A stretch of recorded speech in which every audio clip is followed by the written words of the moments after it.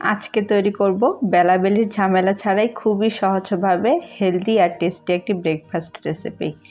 এটা আপনারা সকালের ব্যস্ততম জীবনে খুবই সহজভাবে এই নাস্তাটি তৈরি করে নিতে পারেন মাত্র 1 কাপ আটা আর 2টি ডিম দিয়ে। আর খেতে সত্যি খুবই মজা হয়, অবশ্যই একবার তৈরি করে দেখবেন। তো বানানোর জন্য আমি এখানে 1 কাপ পরিমাণে আটা নিয়েছি আর দিয়ে দিচ্ছি 1/4 চা চামচ লবণ। এরপর দিয়ে দিচ্ছি 1 কাপ পরিমাণে নরমাল পানি। তো প্রথমে আমি 1 কাপ দিচ্ছি, যদি লাগে তাহলে পরে আবারও দিয়ে দিব। তো প্রথমে 1 কাপ পানি দিয়ে খুব ভালো করে মিশিয়ে নিচ্ছি। তো ব্যাটারটা অনেকটা ঘন আছে। এখন আমি এখানে আবারও 1/4 কাপ পরিমাণে পানি দিয়ে দিলাম।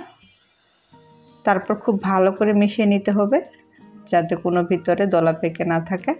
তো 1 কাপ আটার জন্য 1 কাপ আর 1/4 কাপ পানি নিলেই হবে। এখন এখানে অন্য আরেকটা বাটিতে 1/2 কাপ গাজর কুচি, 1/2 কাপ শসা কুচি আর 2টি কাঁচামরিচ কুচি দিয়ে দিলাম।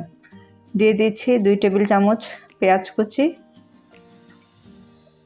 স্বাদ মতো ধনেপাতা কুচি, 1/4 চা চামচ লবণ, 3 টেবিল চামচ মেয়োনিজ।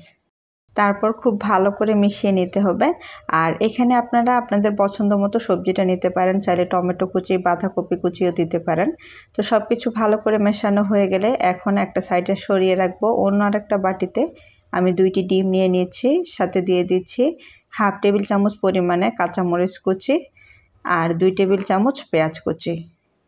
দিয়ে দিচ্ছি 1/4 চা চামচ লবণ। তারপর খুব ভালো করে মিশিয়ে নিতে হবে। তো মেশানো হয়ে গেছে। এরপর আমি একটা ফ্রাই প্যান গরম করে রেখেছি, সেখানে অল্প পরিমাণে তেল দিয়ে দিলাম। এখন একটা ব্রাশ দিয়ে পুরো ফ্রাই প্যানটাকে ব্রাশ করে নিলাম। তারপর আমরা যে আটার মিশ্রণটা তৈরি করে রেখেছি সেখান থেকে 2 চামচ মিশ্রণ আমি ফ্রাই প্যানে দিয়ে খুব দ্রুত একটা পাতলা রুটি তৈরি করে নিচ্ছি। আর চেষ্টা করব খুব পাতলা করে রুটিটাকে তৈরি করে নেওয়ার। যখন উপরের অংশটা সাদা হয়ে যাবে তখন এটা উল্টে দিতে হবে। তারপর আবারও কিছুক্ষণ অপেক্ষা করতে হবে।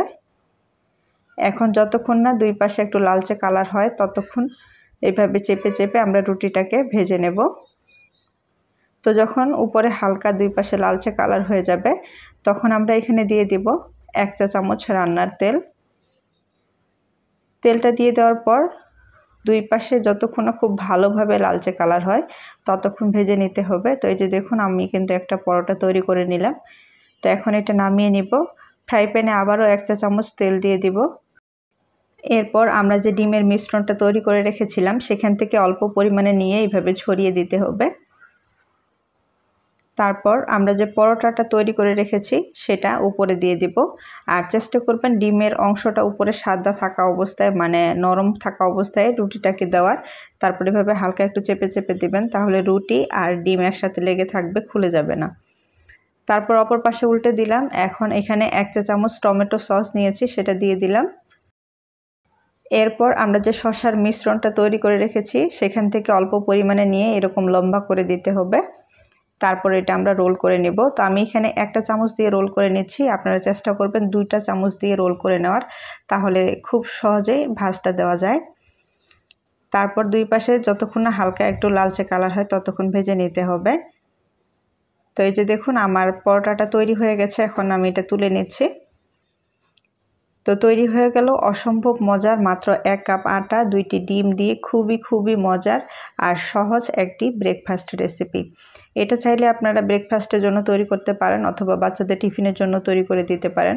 খেতে তো অনেক মজা হয়, অবশ্যই একবার তৈরি করে দেখবেন যদি না তৈরি করে থাকেন এখন পর্যন্ত। তো এই যে দেখুন দেখতে কতটা সুন্দর হয়েছে। আর এই রেসিপিটা যদি বাসায় তৈরি করেন প্লিজ কমেন্টে জানাতে ভুলবেন না আপনাদের কাছে খেতে কেমন লাগলো।